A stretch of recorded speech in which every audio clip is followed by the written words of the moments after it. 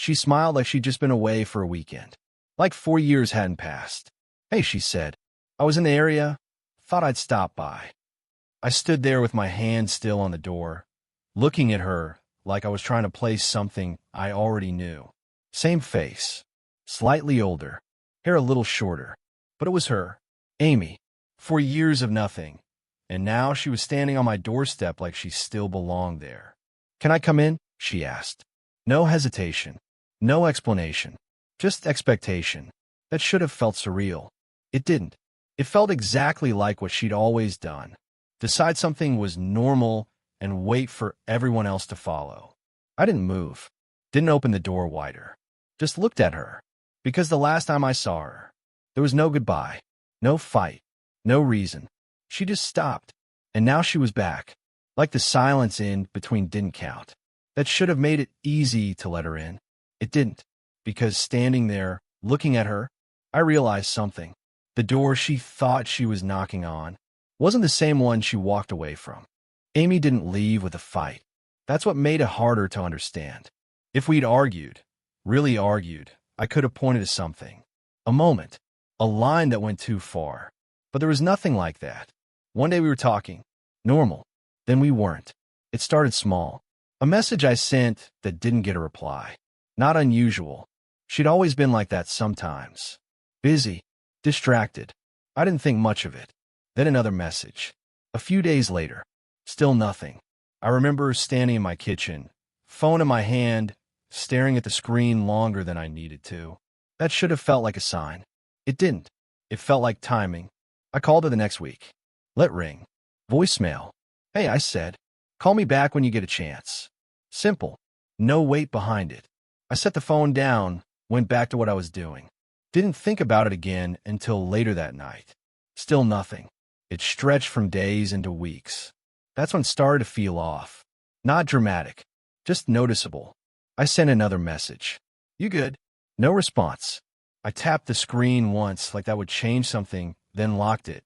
That should have been the moment I pushed harder. It wasn't. Because part of me still thought there was a normal explanation waiting. I asked around. Carefully. Didn't make it a big thing. Just small questions, placed casually. "Have you talked to Amy?" "Yeah, a little." "How's she doing?" "Busy, I think." That was the answer I kept getting. Busy. I leaned back in my chair after one of those calls, phone still in my hand. "She didn't mention anything?" I asked. "No," they said. "Why?" I paused. "Just haven't heard from her." "Oh," they said.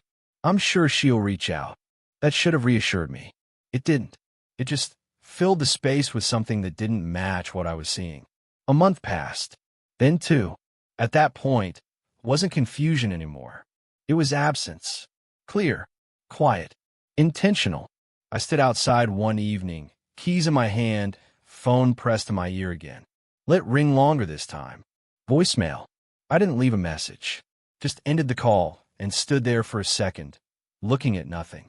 That was when it started to settle in. Not panic. Not anger. Just realization. I tried one more time. Not a call.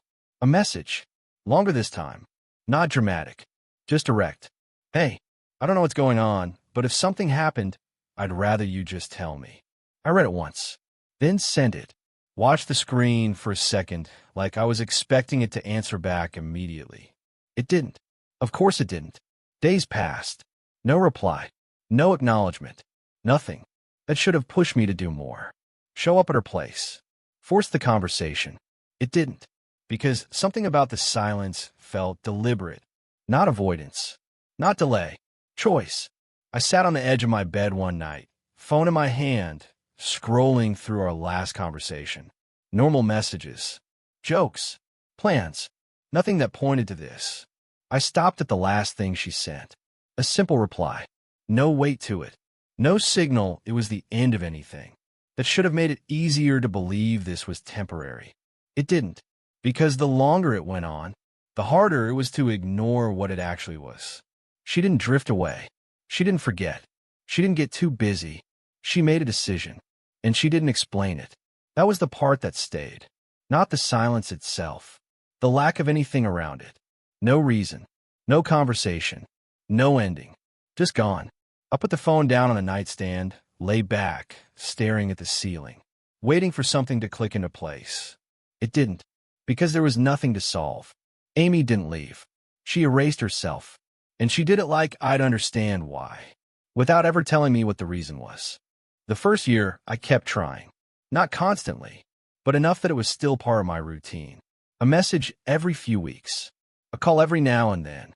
Small attempts that didn't feel desperate, just unfinished. I told myself I wasn't chasing it. I was just giving it space to correct itself. Hey, just checking in. No reply. I saw something that reminded me of you.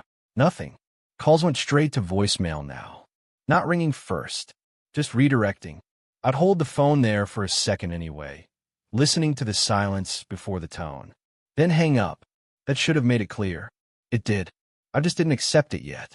Around 6 months in, I saw her name pop up somewhere unexpected. A tagged photo. Someone else's post. She was there, smiling, standing next to people I didn't recognize. Looked normal. Happy even. I tapped the screen once, zoomed in slightly, then back out. Same face. Same version of her. Just without me in it. That should have felt like confirmation. It did. It just didn't answer anything. I asked again. More directly this time. Not her. Someone close enough that they'd know if something had happened. Did I do something? There was a pause on the other end.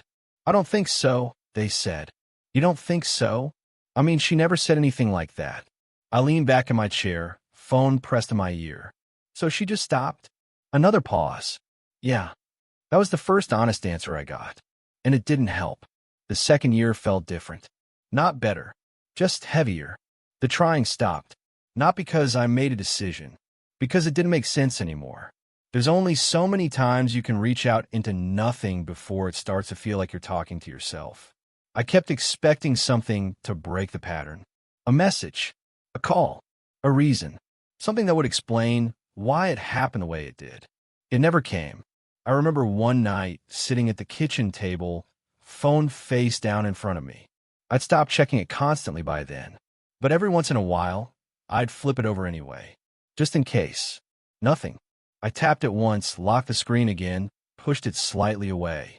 That should have been frustrating. It wasn't. It was empty. The third year, something shifted. Not suddenly. Gradually. I stopped expecting anything. That was the difference. Not hoping less. Expecting nothing. I built around the absence. New routines. New people. A version of my life that didn't have a gap shaped like her in it anymore. I still thought about it sometimes. Not the way I used to. Less what happened. More. That happened. A fact instead of question. I moved apartments that year. Better place. More space. I remember standing in the doorway the first night, keys still in my hand, looking around at everything that was mine. No history attached to it. No shared context. Just clean. That mattered. The fourth year felt normal. That's the part one didn't expect. Not resolved. Just stable. I didn't think about her every day. Not even every week. When her name came up, it didn't carry the same weight. It was just a name. A person I used to know. At one point, someone asked me about her. Casual. How's your sister doing? I paused for half a second. We don't talk. They nodded like that explained enough. It did. That should have felt like loss. It didn't. Because by then, I wasn't waiting for anything to come back. I'd already built something without it. I didn't need closure anymore. That was the shift. Not because I got it. Because I stopped needing it. By the end of the fourth year, her absence wasn't something I was managing. It was just part of the shape of things. And that's when she showed up. Not gradually. Not through a message or a call. Just a knock at the door. Like the 4 years in between didn't exist. I didn't open the door right away. Not because I knew it was her. Because I wasn't expecting anyone. I was halfway through making coffee, mug still in my hand, when the knock came. 2 short taps. Not loud. Not hesitant either. I stood there for a second, listening. Nothing followed. That should have felt normal. It didn't. Something about it stayed. I set the mug down on the counter, wiped my hand on a towel, and walked to the door. When I opened it, there she was. Amy. Same posture. Same way she held herself, like she already knew how the moment would go. For years older. a little different around the edges, but not enough to mistake. She smiled. Hey, like we'd spoken last week. I held the door where it was. Didn't open it wider. Didn't step back. Just looked at her. I was in the area, she said. Thought I'd stop by. I nodded once. Okay. She shifted her weight slightly, glancing past me into the apartment like she was checking if anything had changed. Can I come in? There it was. No build-up. No acknowledgement of anything. Just the next step. That should have felt surreal. It didn't. It felt exactly like the pattern I remembered. She decided something was normal and waited for it to be accepted. I didn't move. Not forward. Not back. Just kept my hand on the door. She noticed. The smile stayed, but it tightened slightly at the edges. You look good, she added. Thanks. A pause. Not long. Just enough for the silence to start meaning something. I took a small breath, steady, not rushed. Amy, I said. She tilted her head slightly. Yeah. I held her eye. I need you to explain what happened 4 years ago before we have any other conversation. It landed clean. No edge. No build-up. Just placed there. She blinked once. Not surprised. More like recalibrating. I mean, it was complicated, she said. That should have sounded like an answer. It didn't. I stayed where I was. I have time, I said. She let out a small breath, glanced to the side, then back at me. I don't really want to get into all of that right now, she said. I just wanted to see you. That line. Soft. Almost reasonable. I nodded once. Okay. Another pause. She waited. For me to move. For the door to open wider. For something to shift. It didn't. I kept my hand where it was. Then I'd rather not open the door, I said. Same tone. Same pace. No emphasis. Just the decision. That should have escalated. It didn't. Because I wasn't pushing her away. I was holding the line. She looked at me for a second. Really looked. Not past me. Not through me. At me. Like she was seeing something she hadn't expected. You're serious? She asked. Yeah.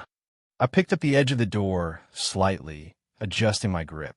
I'm not doing this without understanding what happened. She opened her mouth slightly, then closed it again. Thinking. That was new.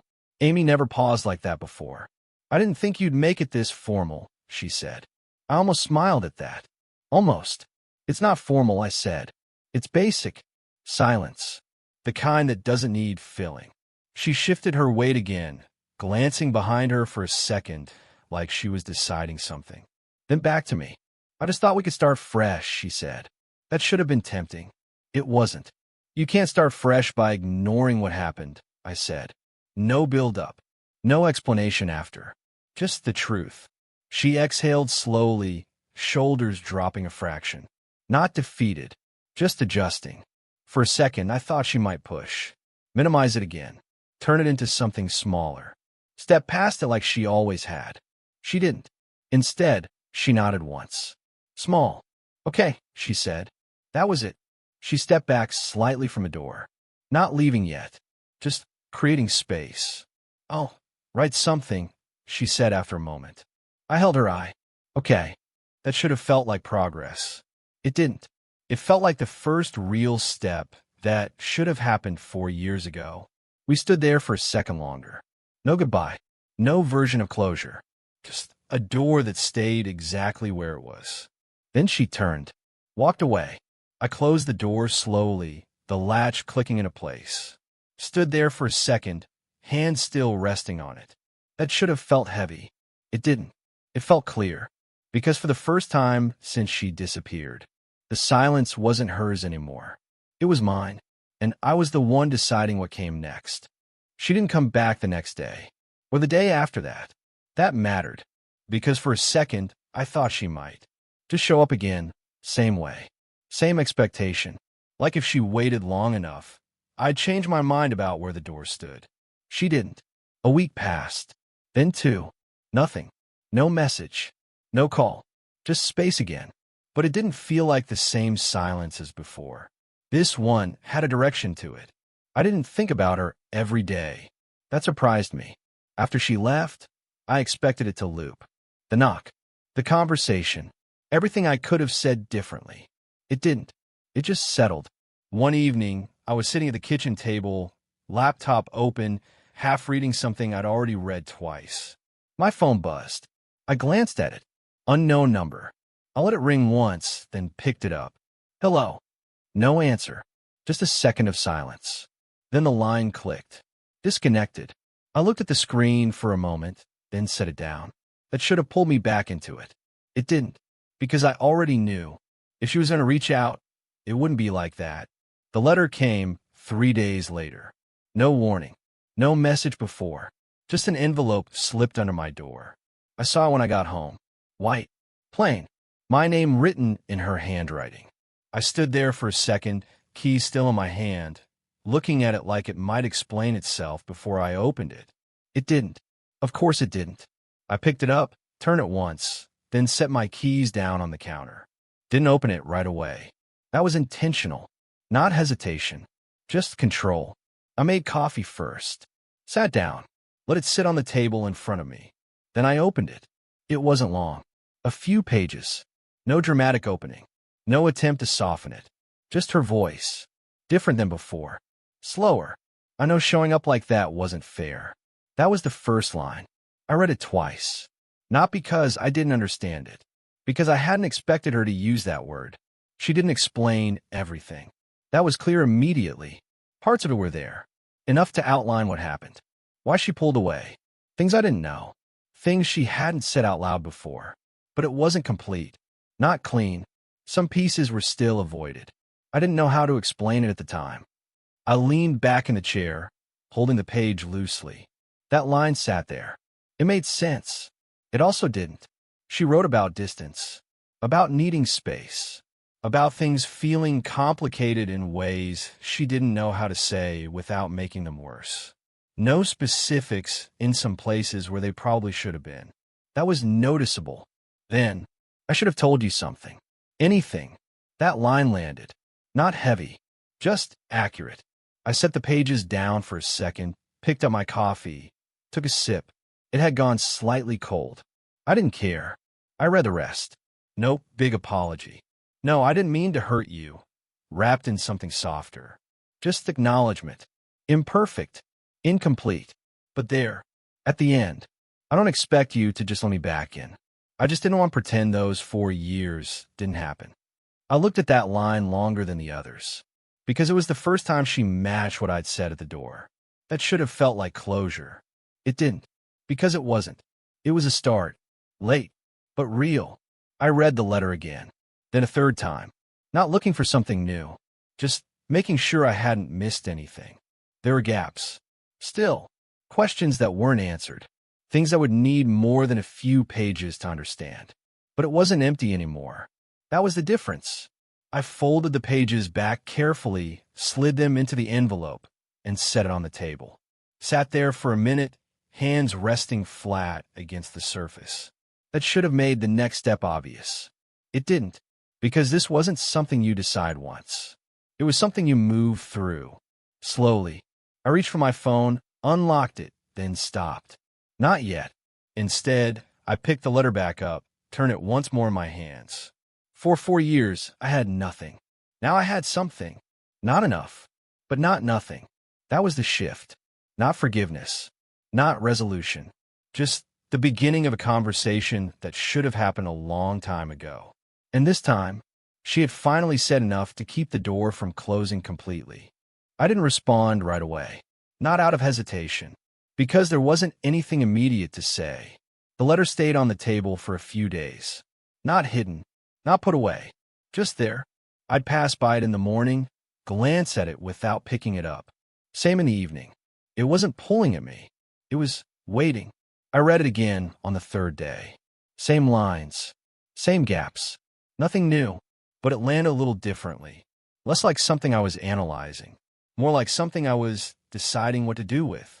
I sat at the table, pen in my hand, blank page in front of me. Not typing. Writing. That felt right. I didn't start with anything complicated. No long setup. No attempt to match her tone or fill in what she left out. Just, I read what you wrote. I paused, tapping the pen lightly once against the paper. then continued, I'm not going to pretend that's enough to explain everything. That should have felt harsh. It didn't. It was just clear. I leaned back slightly, looking at what I had so far, then added, but it's more than I had before. That mattered, because it was true. I didn't ask questions. Not yet. Didn't list everything that still didn't make sense. Didn't push into the parts she avoided. That would come later, if it came at all. I'm not interested in going back to how things were. I wrote that slower, careful, not because I wasn't sure, because I wanted it to land exactly the way I meant it. If we talk, it's going to be different. I set the pen down for a second, rolled it between my fingers, then picked it back up. I'm open to that, but it's going to take time. No emphasis, no extra explanation, just the condition. I read it through once, then again. No extra lines, no softening, nothing added that didn't need to be there. That should have felt incomplete. It didn't, because I wasn't trying to resolve anything in one response. I was just keeping the door where I wanted it. I folded the page, slid it into an envelope, and left it by the door. Didn't send it immediately. That was intentional, not second-guessing, just not rushing. The next morning I dropped it off, same way she had. Quiet, no message, no follow-up, just placed it into the same space she'd used. She responded 2 days later. Not a letter this time. A message. Short. I understand. I read it once, then locked my phone. That should have felt like progress. It didn't. It felt like alignment. We didn't meet right away. Didn't jump into anything that looked like normal. It stayed at that level for a while. Messages. Short. Careful. No pretending. No skipping past anything. One afternoon she asked, would you be open to meeting at some point? I stared at the message for a second, then typed. Eventually, sent it. No extra words. That was the pattern. Small steps. Nothing assumed. Everything earned. A week later, I found myself back at the table, her letter in front of me again. Not reading it this time, just looking at it. For years of nothing. Then knock. Then a letter. Now this. That should have felt like a clean progression. It didn't. It felt uncertain, but not in a way that made me pull back. In a way that made me pay attention. I picked up the envelope, tapped it once against the table, then set it back down. This wasn't about letting her back in. Not yet. It was about seeing if there was anything real left to come back to. And for the first time since she disappeared, we were both actually trying to find out. We met in a coffee shop 3 weeks later. Neutral place. Midday. Not crowded. I got there first. Picked a table near the back where neither of us would feel watched. Then set my phone face down beside the cup and waited. When Amy walked in, I recognized her immediately again. Not because she hadn't changed. Because some people stay familiar even after they stop belonging to your life. She spotted me, gave a small nod, and came over. Hey, she said. Hey. She sat down carefully, setting her bag by the chair leg like she was trying not to take up too much space. That was new. For years ago, she would have walked in like the room would adjust around her. Now, she looked like someone who knew she was entering late. That should have made things easier. It didn't. It just made them real. For a few seconds, neither of us said much. The server came by. She ordered tea. I said I was fine. Then the table went quiet again. Not awkward, just honest. Amy looked at her hands for a second, then up at me. Thanks for coming. I nodded once. Yeah. She waited, maybe expecting more. There wasn't more. Not yet. She let out a small breath and glanced toward the window. I didn't know if you would. I didn't either, I said. That landed between us, plain and steady. No drama. No attempt to soften it. She nodded slowly. That's fair. I almost smiled at that. Almost. We sat there a second longer, and then she said, I meant what I wrote. I know. I also know it wasn't everything. There it was. I leaned back slightly in the chair, one hand around my coffee cup. No, I said. It wasn't. She looked down again, thumb running once along the edge of her napkin. I'm trying not to do what I did before, she said. Leave things half said and hope that counts. That should have sounded reassuring. It did, but only a little, because hearing the right sentence isn't the same as trusting it. Still, it mattered. I picked up the cup, took a sip, set it back down. Then don't, I said. She nodded once. Okay. And for the first time in a long time, we started having an actual conversation. Not a reunion, not a repair, just a conversation. She filled in more of what the letter left open. Not perfectly, not in one smooth, clean explanation. There were still places where she hesitated, still moments where she reached for a softer version of things before correcting herself and trying again. But she kept going. That was the difference. She talked about how overwhelmed she'd been back then, how certain parts of her life had started folding in on each other in ways she didn't know how to handle, how avoiding me had started as delay, then turned into shame, then turned into something she no longer knew how to come back from. I kept thinking, she said, eyes on the table. The longer I left it, the harder it got to explain. I nodded. That makes sense. She looked up, surprised by that.